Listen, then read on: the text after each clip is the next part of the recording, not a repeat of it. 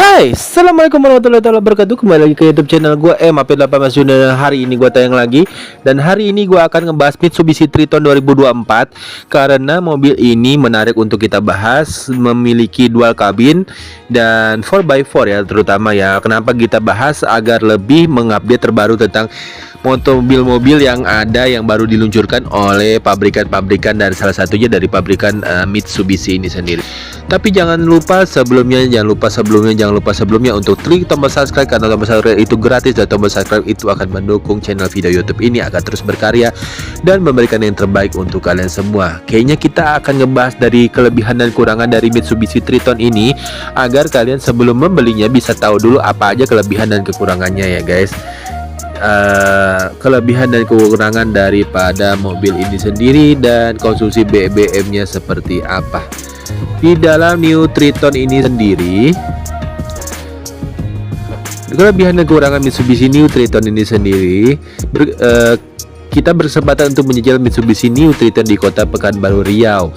Kemarin kesempatan tersebut berbarengan dengan rilis perdana New Triton oleh PT Mitsubishi Motors Krama Yuda Sales Indonesia sebagai produsen dari di Indonesia ini sendiri. Acara peluncuran tersebut berlangsung di lapangan Sampurna Pekanbaru.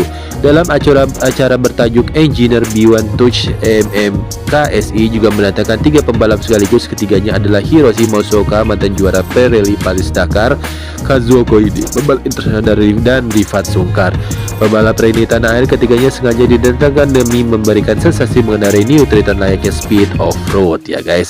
Acara ini menjadi ajang pembuktian Triton terbaru yang dapat dicicipi konsumen. Pihak MMKSI menyediakan 3 unit New Triton yang dapat dikebar untuk dinikmati.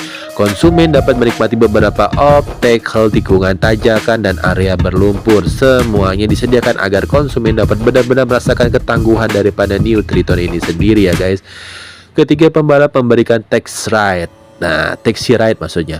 Dalam acara ini ketiga pembalap ini datang untuk memberikan pengalaman dan sensasi layaknya balap speed off-road. Para pembalap ini akan menjadi nahkoda bagi mereka yang ingin mencicipi lintasan. Hiroshi Mosoka merupakan salah satu pembalap yang usianya sudah cukup tua, kendati sudah berumur 60 tahun, tapi skill berkendaranya di atas rata-rata. Ia masih sanggup membuat New Triton menari dengan liar di atas lintasan. Sesekali ia membuat New Triton meluncur sembari menebarkan debu-debu yang bertebaran. Inilah menjadi indikasi jiwa balap Mosoka masih ada guys. Lain lagi dengan Kazuo Koide, salah satu pembalap Jepang yang merupakan salah satu pembalap muda internasional ini.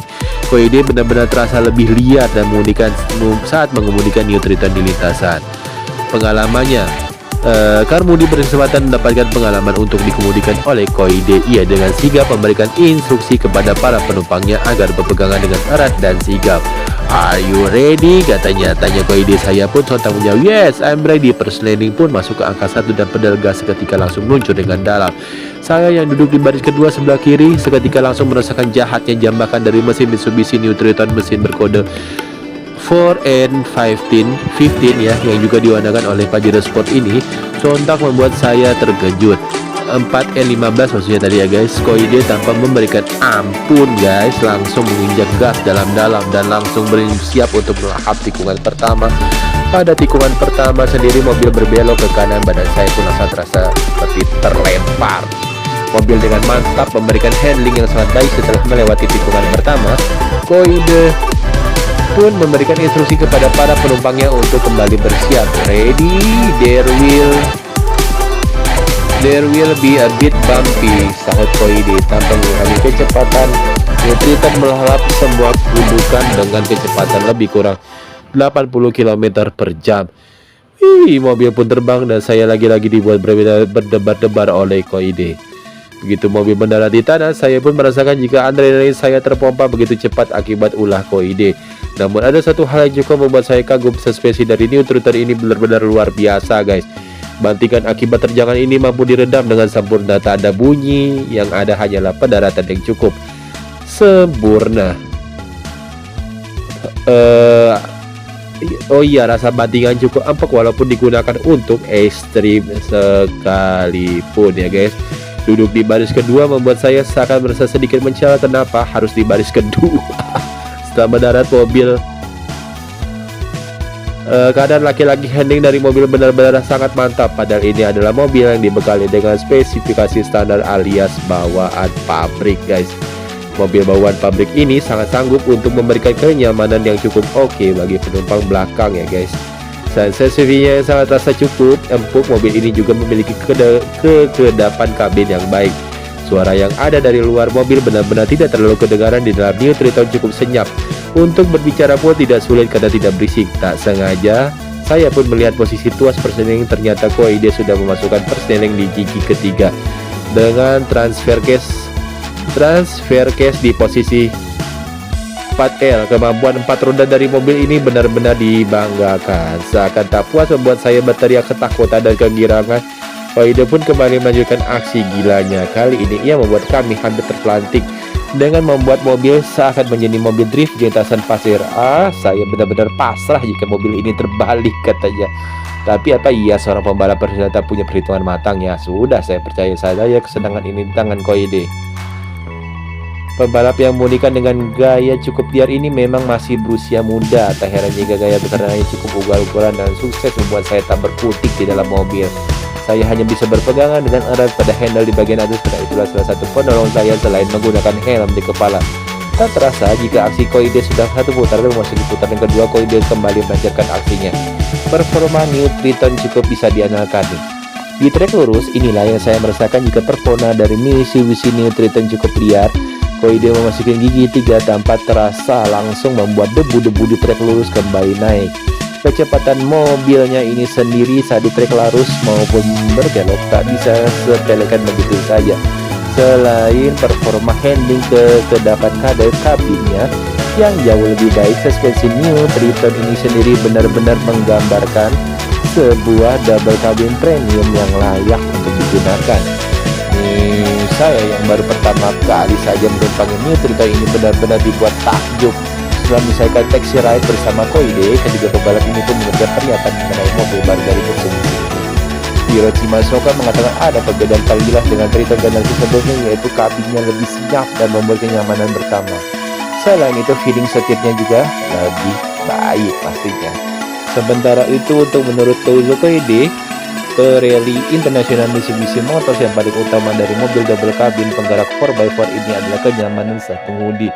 Hal itu sudah dimiliki Triton baru, dan berkat penyesuaian di bagian kaki-kaki, handling mobil menjadi jauh lebih responsif. Hal senada disampaikan Rifat Sungkar sebagai Pirelli nasional yang sekaligus brand ambassador MMKS ini. Dia menjelaskan bahwa kenyamanan mobil dengan penggerak 4x4 sudah terwakili oleh Triton baru. Kendaraan ini bisa dipakai perkotaan tapi juga cocok untuk berpetualang, guys. Nah, dan kekurangannya ini sendiri, dibalik kelebihan yang dimiliki oleh New Triton, tetap saja masih terdapat kekurangan dari mobil ini. Kualitas bodi dari New Triton belum merata antara varian terbawah dan tertinggi. Varian dengan trim terbawah merasa lebih murah kualitasnya dengan bahan plastik berwarna doff, sedangkan varian teratas sudah memakai bumper fiber yang dicat dengan warna senada warna bodi. Selain itu, masalah lain yang menjadi kekurangannya adalah harga. Harga Mitsubishi New Triton ini jauh lebih mahal. Memang kenyamanan dan performa dari mobil ini jauh lebih baik ketimbang pendahulunya. Maka dari itu, harga dari New Triton dianggap menjadi salah satu kekurangan. Lainnya adalah perbedaan yang sangat jauh di fitur yang ada. Fitur pada tipe terendah benar-benar sangat jauh berbeda. Hal ini membuat Triton memiliki kelas tersendiri di setiap variannya. Memang para pabrikan otomotif selalu membuat hal ini demi membuat harga menjadi kompetitif. Ada harga, ada kualitas. Hal ini masih berlaku di beberapa tipe mobil. Lalu mengapa di judul ditulis awas menyesal? Kami menilai jika para pencinta mobil double cabin ini tidak membeli ini, rasanya akan menyesal tidak membeli karena memiliki berbagai kelebihan dibandingkan dengan kekurangannya. Kalau gue bilang sih dari tadi kekurangannya cuma dikit, paling di bagian bawahnya itu sendiri ya. Tapi dari yang lain sebagainya, kalau gue lihat itu banyak kelebihannya. Ya cukup sedih sih kalau tidak ada yang satupun orang yang membeli mobil ini, karena keunggulan-keunggulannya sendiri tadi sudah disampaikan oleh para pencinta mobil ini sendiri. Nah, tipe mobilnya ini adalah truck pick up ya.